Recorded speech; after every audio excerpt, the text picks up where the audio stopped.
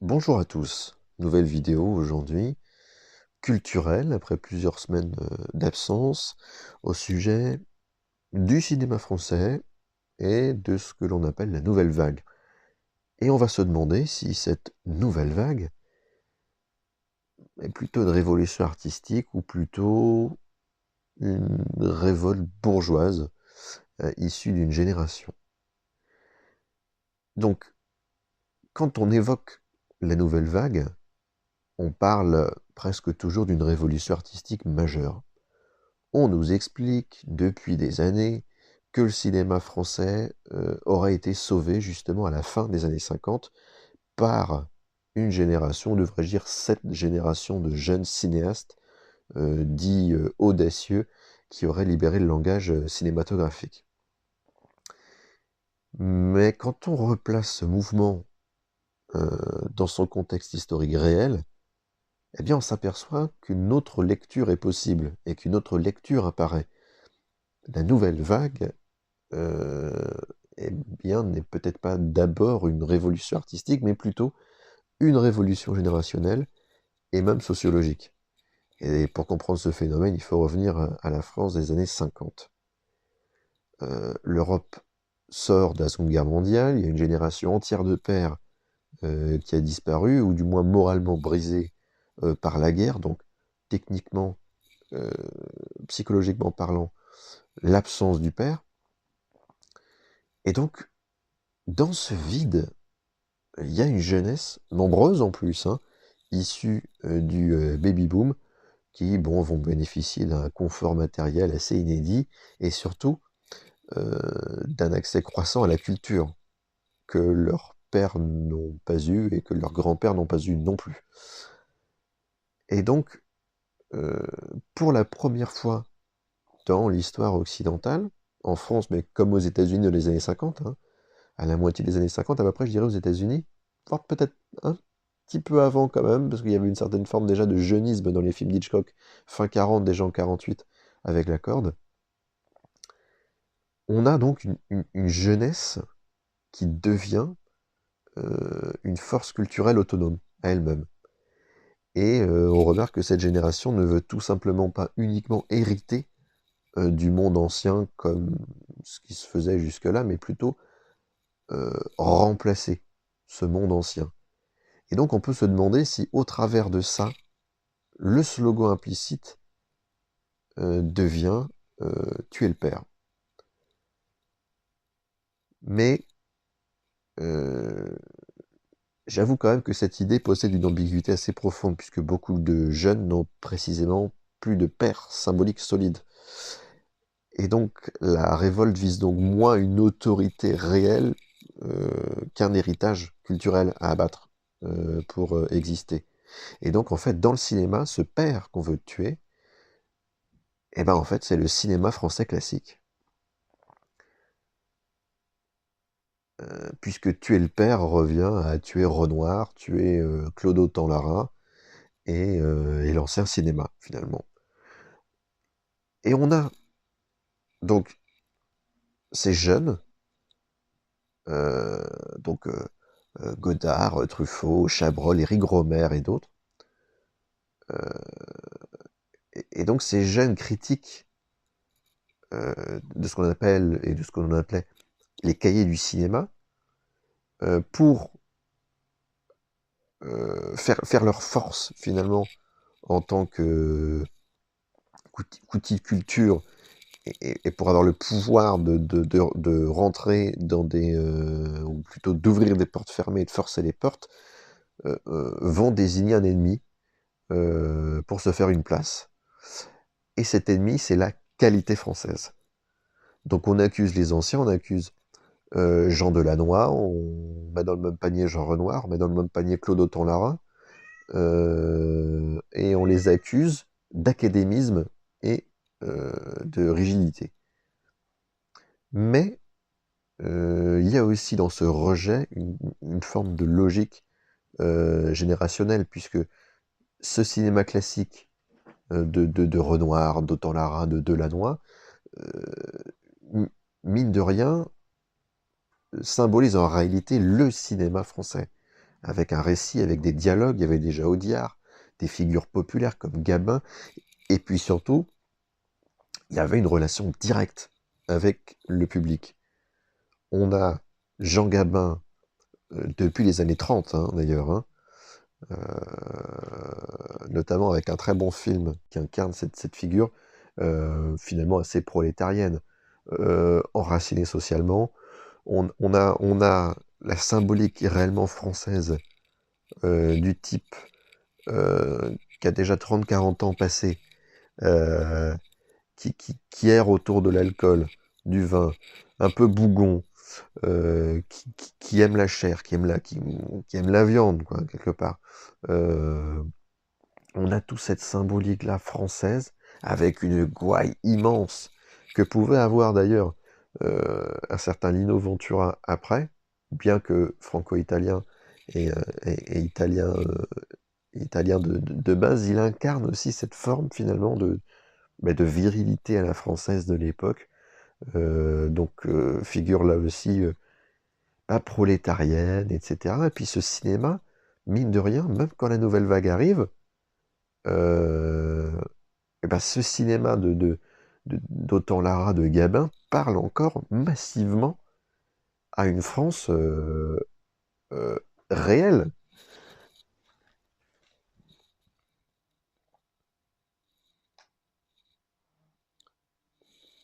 Et quand, et quand la nouvelle vague arrive, cette nouvelle vague, elle introduit un autre monde. Moins campagne, beaucoup plus urbain, moins populaire, mais qui se veut plus intellectuel, moins prolo, plus bourgeois, et puis surtout qui vise plus massivement les masses, mais plutôt l'étudiant, hein, parce que ce sont des jeunes qui font des films de jeunes pour des jeunes. Voilà. Et donc, on peut remarquer assez aisément que finalement, cette nouvelle vague, quand elle arrive, c'est une forme de lutte de classe culturelle entre cette, cette bourgeoisie jeuniste montante des années 60 face au cinéma populaire, euh, je dirais pas vieillissant, mais qui sont quand même marqués par des personnes de 40 ans et plus, et de figures de la France de campagne, et qui symbolisent une France hors de Paris, alors que la nouvelle vague est quand même essentiellement assez parisianiste. Et il y a une autre singularité majeure également, c'est que justement ces figures centrales de la nouvelle vague ne viennent pas de la littérature ni même du théâtre, mais justement de la critique. Ce sont des cinéphiles qui fréquentent des ciné-clubs et qui écrivent au cahier du cinéma. Donc ce sont des gens qui ont théorisé le cinéma avant même d'en faire. Et donc ils inventent ce qu'ils appellent la politique des auteurs, dans lequel, selon cette théorie, le réalisateur devient l'auteur absolu du film. Et justement, cette idée pose, a fortiori, une question fondamentale. Puisque s'ils voulaient réellement devenir auteurs d'un art majeur, pourquoi ne sont-ils pas passés par la littérature? Art en plus à ce moment-là historiquement central encore en France, dans les années 50-60. Il est en déclin, mais il est quand même assez poussé. Eh bien tout simplement parce que le cinéma offre autre chose. La visibilité, dans une espèce de forme de mondanité parisienne, où finalement, de par l'écran, on voit les visages, chose qu'on ne voit pas au travers de l'auteur littéraire. Il y a beaucoup d'auteurs connus massivement, dont les gens n'ont peut-être pas le visage en tête ou qui seraient incapables de le reconnaître s'ils le croisaient dans la rue, par exemple. Or, le cinéma, comme la télévision, offre autre chose, la visibilité réelle, concrète, c'est-à-dire du visage. Il y a le financement, parce qu'il y a énormément de pognon. Il y a une reconnaissance rapide. Et puis, mine de rien, il y a quand même l'univers social qui est assez attirant. Au travers des tournages, etc., on a une forme de prestige culturel et surtout, toutes les actrices qui sont autour. Il y a beaucoup de gens, surtout de jeunes à l'époque, qui vont dans le cinéma euh, pour la visibilité et surtout pour les femmes. Et ça, on le verra plus tard. Euh, on le verra plus tard dans cette vidéo. Et donc, le cinéma devient le lieu où l'on peut être artiste sans devoir passer par l'exigence solitaire de l'écriture, qui pour elle est un art majeur. Et on présente souvent la nouvelle vague comme une invention française, alors qu'en réalité, pas du tout, puisqu'elle doit énormément au cinéma américain. La figure du jeune rebelle, euh, elle existe déjà. On a James Dean, alors ça date de 54 ou 55, si je ne raconte pas de bêtises, dans Rebel Without a Cause. Il incarne la jeunesse contre le père. C'est d'ailleurs un des premiers films, en réalité, où l'on voit un jeune euh, frapper son père, mal lui parler, et agir, justement, faire des conneries. On le voit d'ailleurs au début du film. Le début du film commence justement avec James Dean bourré, qui va au commissariat, et le père va le récupérer, etc. Et le père tape un scandale. On a déjà cette jeunesse en quête de liberté, et surtout de forme psychologique de vouloir tuer le père. On a une errance identitaire, et puis ce qu'on peut appeler la liberté individuelle. Et la nouvelle vague, finalement, n'a rien inventé, puisqu'elle reprend cette figure du rebelle sans cause de James Dean, et, et la retranspose intellectuellement. Chose qu'il n'y a pas, par exemple, dans Rebel Without a Cause, où on reste quand même, mine de rien, dans quelque chose d'assez populaire. C'est quelque chose de nouveau, mais assez populaire. Il y a quand même un cadre de Los Angeles, avec l'observatoire, on a des décors, on a quelque chose limite d'assez, dans la mise en scène, assez Hitchcockien en réalité.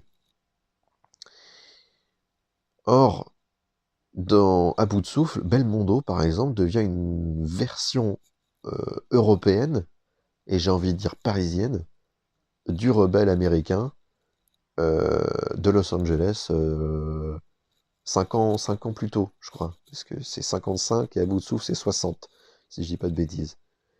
Et donc en fait, cette modernité française est donc en partie finalement une adaptation culturelle d'un imaginaire qui vient d'Hollywood, et qui d'ailleurs adoubera rapidement ces cinéastes de la nouvelle vague. Je rappelle que, par exemple, un type comme Truffaut a tourné pour Spielberg dans Rencontre du troisième type. Et donc, on a cette nouvelle vague qui produit un cinéma centré sur quoi? Sur la jeunesse, les relations sentimentales, l'errance urbaine et l'introspection. Donc on n'est plus du tout dans ce cinéma du monde ouvrier ou populaire qui est filmé, mais celui d'une jeunesse cultivée qui parle d'elle-même, auto-centrée. Et donc, le cinéma devient désormais, au travers de cette nouvelle vague, introspectif et bourgeois. Mais pendant ce temps, il y a quand même le cinéma populaire qui continue un petit peu ailleurs. On a, on a toujours des figures comme par exemple Louis de Funès, franco-espagnol. On a également Bourvil qui continue jusqu'en 1970, au moment de sa mort. On a à la fin de Gabin, des Lino Ventura qui arrivent, on a des Pierre Mondy, on a des Jean Lefebvre, on a encore tout ce cinéma français qui va rester jusqu'au moins dans les années 80. À partir de 90, ça va s'écrouler. Et il y a un rapport également avec la musique, puisque même la musique dite française s'est écroulée dans les années 90. Une certaine forme de littérature aussi. Les années 80, en réalité, ont été le dernier rempart dans tout ce qu'on peut appeler l'art à la française. Même gastronomique, on peut le dire. Donc voilà, 80, c'était vraiment le début du déclin. Et, et, et donc voilà, on a ce cinéma donc, quand même populaire qui continue un petit peu.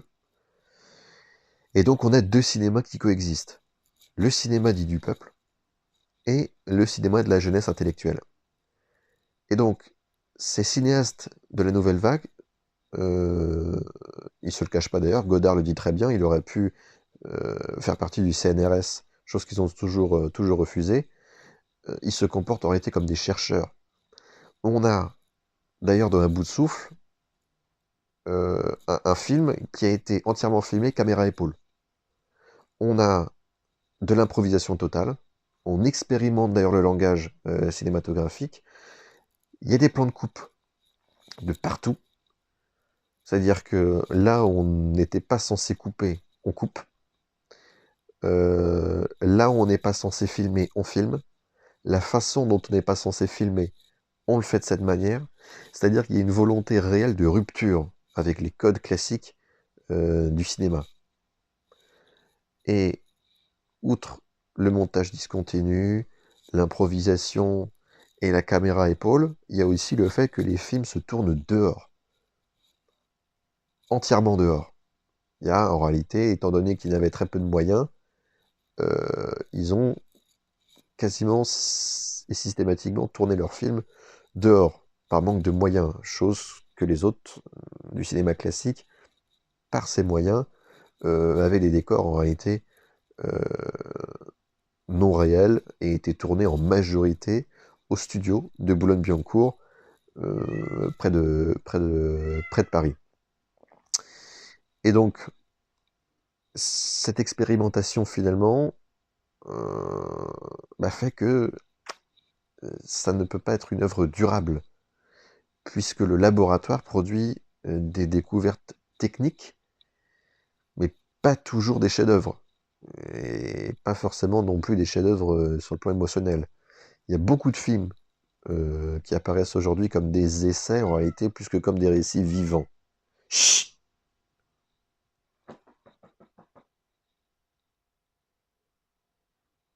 Et donc, ce cinéma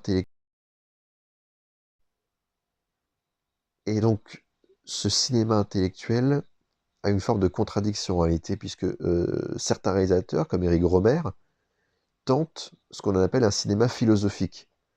Alors évidemment, il y a des dialogues qui peuvent parfois être intéressants. Je ne connais plus le nom du film, un truc l'après-midi, je crois, quelque chose comme ça, qui est plutôt brillant, mais qui peut être très long, parce que c'est justement cette forme de cinéma philosophique intériorisé dans un monologue. Alors il y a des phrases très belles, notamment sur le personnage principal qui se promène dans les rues de Paris, et qui parle des femmes justement dans les rues de Paris, et de ces femmes croisées qu'il regrette presque de ne pas avoir, comment dirais-je, ou du moins s'être avancé pour un peu rentrer dans leur vie, ne serait-ce qu'avoir une discussion avec, etc., et les laisser filer. Il y a une belle métaphore finalement de la relation homme-femme dans ce film d'Éric Rohmer, dont j'ai plus le titre, mais qui est pas inintéressant, mais qui peut être assez longué finalement, et ne pas correspondre à l'art en réalité, puisque ce genre d'œuvre aurait pu être un excellent livre, à défaut d'être un film bon, mais assez élongué finalement. C'est-à-dire que la théorie, la thèse évoquée dans le film mériterait, je pense, beaucoup plus une œuvre littéraire de Rohmer qu'une œuvre cinématographique. Mais justement, on peut se poser cette question en venant à ça, c'est le cinéma est-il réellement le médium adapté à la philosophie? Et ça, je suis pas sûr.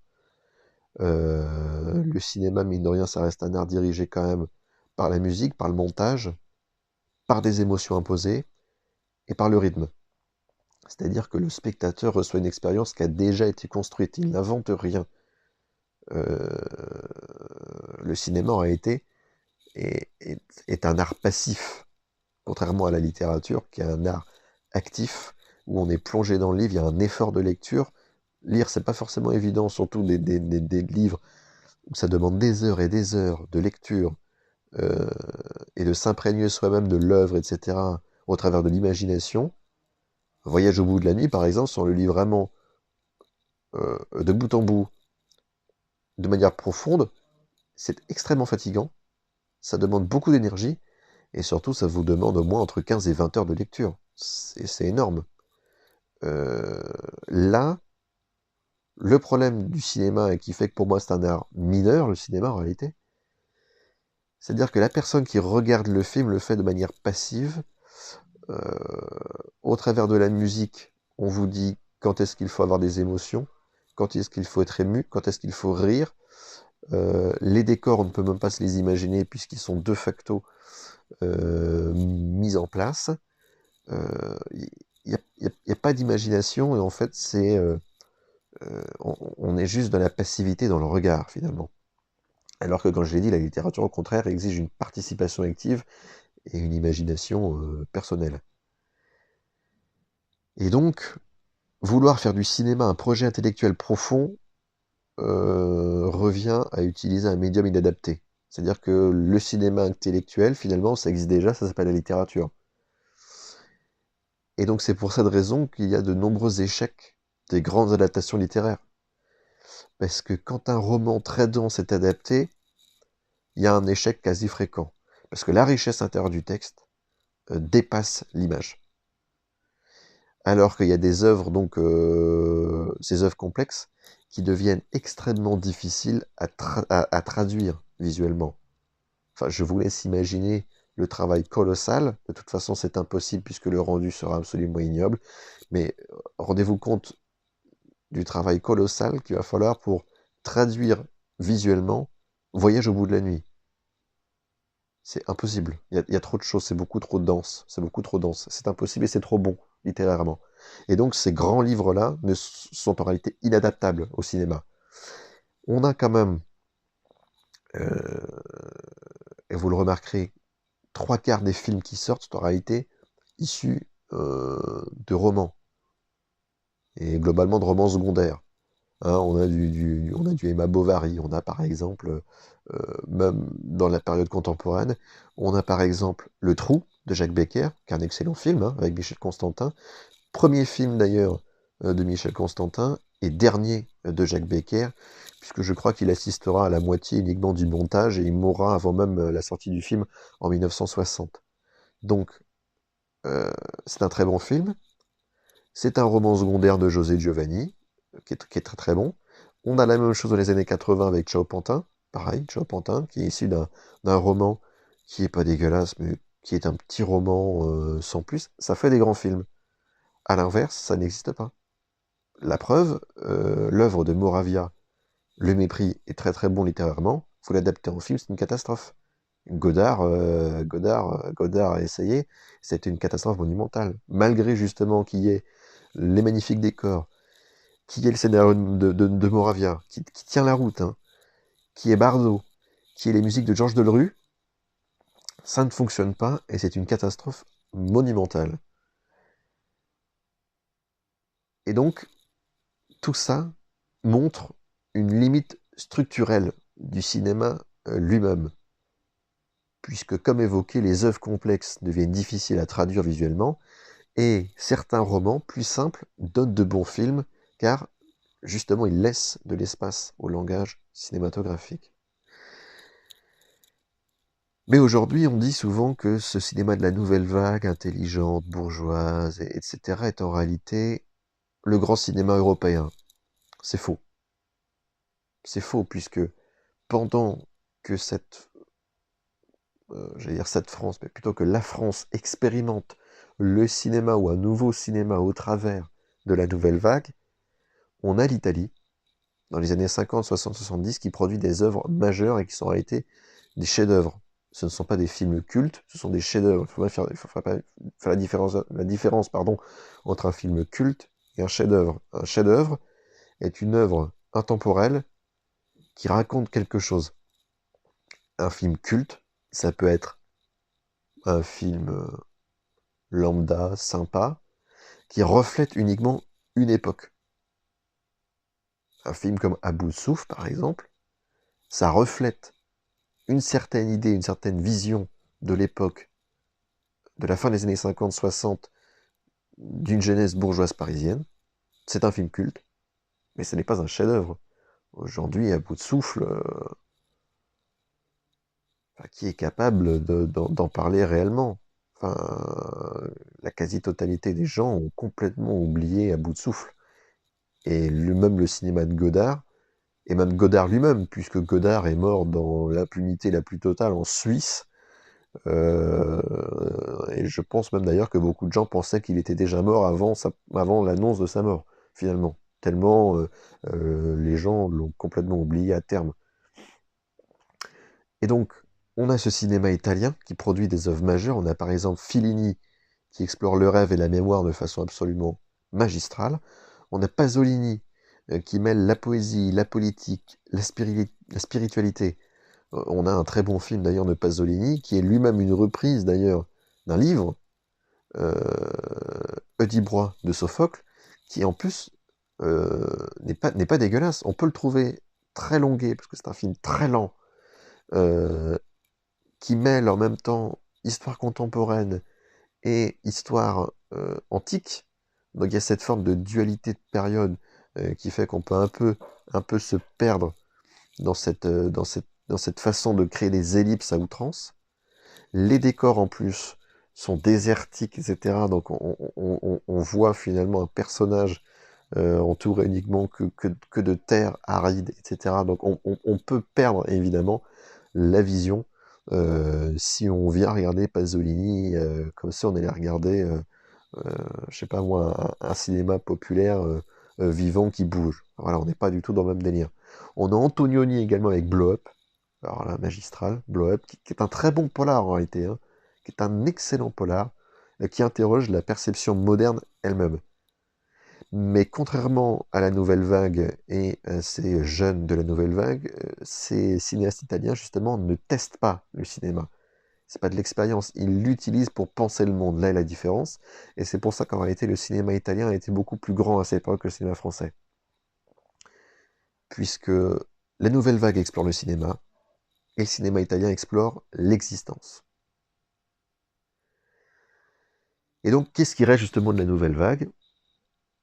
Que retient-on réellement? Je dirais quand même quelques innovations techniques, du fait du manque de moyens, surtout de Truffaut, parce que Truffaut lui vient plutôt d'un milieu assez populaire, Godard, etc. Ils venaient déjà d'un milieu assez bourgeois, et ont financé leurs films en demandant de l'argent à des parents, ou de l'héritage, ou des potes, etc. Donc, bon, il y avait déjà cette forme de mondanité, ne serait-ce que même sur le plan économique, d'ores et déjà, de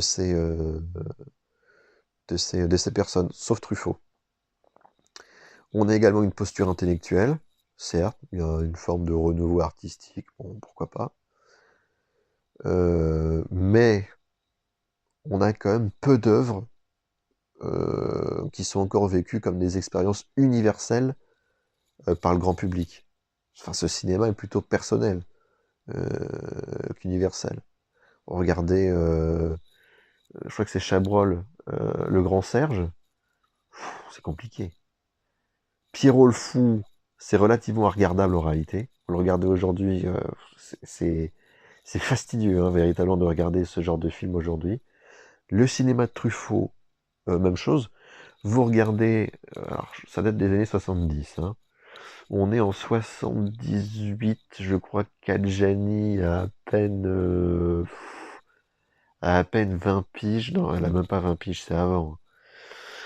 On est quand? On est en 72, 73, je crois. Pas plus, ça m'étonnerait. Euh, L'histoire d'Adèle H. Il me semble qu'elle a 18 ans.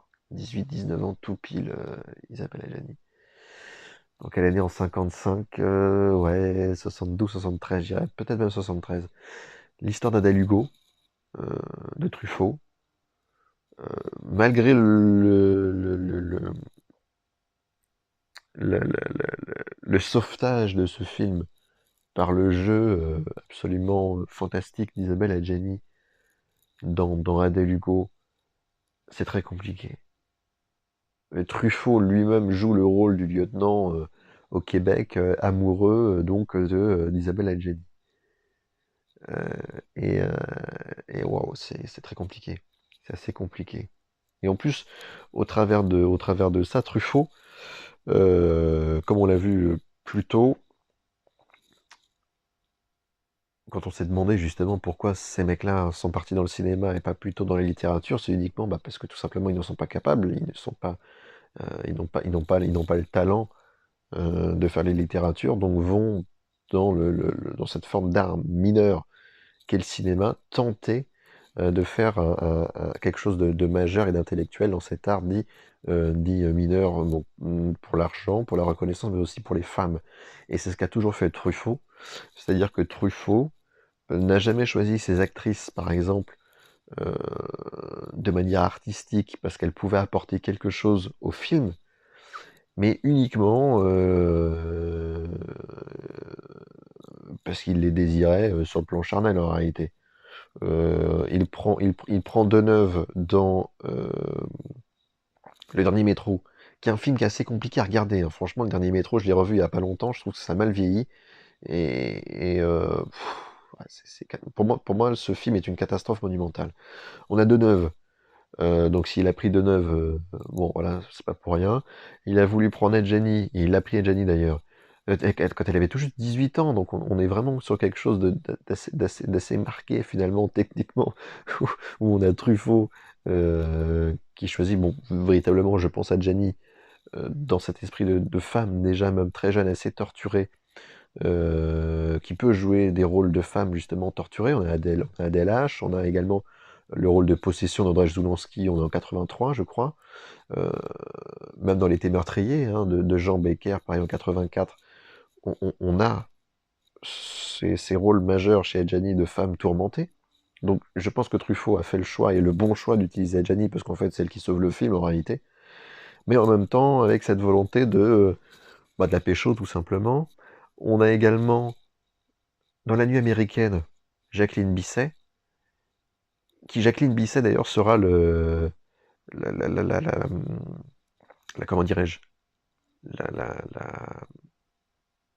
pas dire la responsable, mais le cœur net de la séparation et de et du combat entre Godard et Truffaut.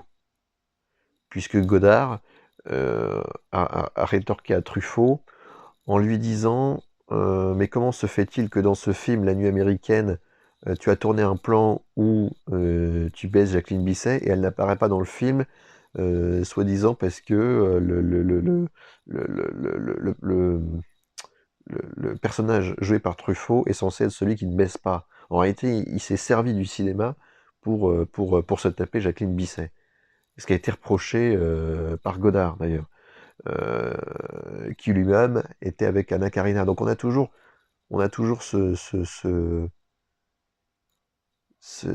finalement les femmes dans tout ce qui explique la nouvelle vague en réalité.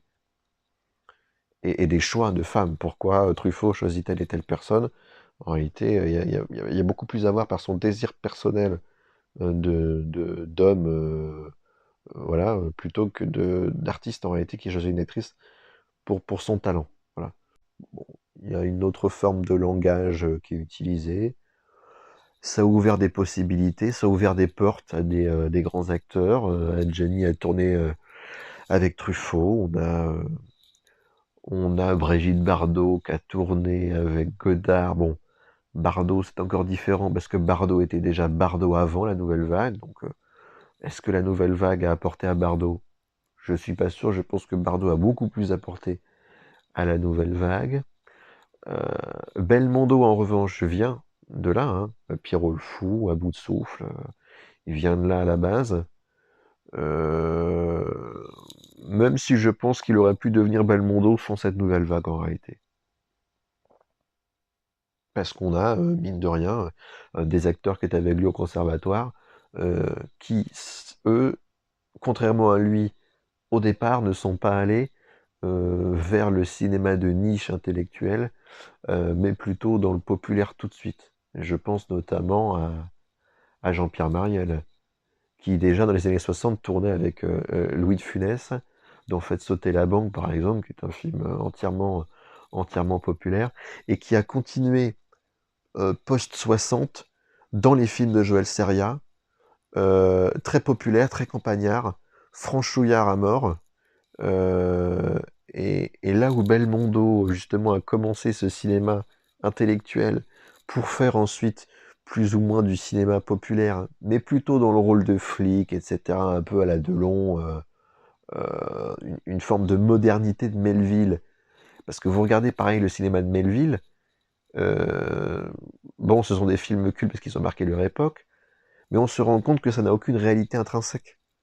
Le cercle rouge, le samouraï, etc., au sens polar, au sens gangster, n'existe pas dans la réalité. C'est pas possible. C'est mal agencé. Ça ne peut pas exister. Alors qu'à la limite, le cinéma de Belmondo, 70-80, commissaire, etc., certes, c'est du populaire, mais on rejoint plus ou moins cette forme de réalisme quelque part, alors beaucoup plus centralisé, beaucoup plus recoupé, de la vie d'un flic en 1 heure et demie. Mais il y a déjà cette réalité qui est beaucoup plus présente, en réalité, dans les films de Belmondo, 70-80, plutôt que dans les films euh, de Melville, qui restent, mine de rien, des bons films, mais qui ne sont pas adaptables à une forme de réalité. C'est-à-dire, c'est un bon film quand on le regarde comme un film, pas comme une, une, pas une idéalisation, mais une forme de retranscription du réel, en réalité. Voilà. Et donc on avait déjà donc Jean-Pierre Mariel dans les films de Joël Seria. On a Comme la Lune, on a Les Galettes de Pont-Aven, on a Les Deux Crocodiles avec Jean Carmet, on a toute une série de films en réalité très axés finalement en lien avec Post-68 Révolution sexuelle, puisqu'il y a quand même beaucoup de cul. Et même dans ce film, alors j'ai plus le titre en tête non plus. On a Henri Guibet, Gérard Jugnot, Pierre Richard. On a Pierre Richard qui veut absolument faire un film, mais plutôt un film d'auteur avec Henri Guibet. Il trouve pas de producteur. Et donc le seul producteur qui est prêt à accepter son film avec quelques changements, c'est Jean-Pierre Mariel, justement, et Gérard Jugnot, qui vont transformer ce film dit d'auteur en film de boule. Donc on a déjà finalement, au travers même de ce film, une volonté de casser la nouvelle vague en mettant en scène Jean-Pierre Mariel et Pierre Richard, qui ont toujours fait du populaire, pour dénaturer justement cette forme de film d'auteur, etc., pour finalement vouloir le transformer en film de cul. Finalement, ce film en dit beaucoup plus sur la nouvelle vague que sur le cinéma populaire en réalité. Très bon film d'ailleurs, j'ai plus le titre, faudrait le retrouver. Je crois même que c'est un film de Pierre Richard. Il me semble que c'est Pierre Richard qui a été le réalisateur et le scénariste de ce film-là. Donc merci beaucoup, Pierre Richard. Et donc, malgré tout ça, euh, on peut remarquer qu'elle fut moins quand même un sommet artistique qu'un moment expérimental, hein, porté par une génération qui cherche à remplacer les pères culturels dans un contexte de jeunisme exacerbé et de transformation sociale pré-68. Et donc, pendant que la France réinvente le cinéma comme concept, on a d'autres cinémas qui continuent simplement à créer des chefs-d'œuvre. Le cinéma italien, Antonioni, Bloch, Pasolini, Fellini, etc. Et donc on a cette question qui demeure: la modernité consiste-t-elle à casser les formes anciennes ou à produire des œuvres capables de survivre dans le temps? Je pense que les films d'Alberto Sordi, même une forme de cinéma d'auteur qui se veut intellectuel, puisque c'est une satire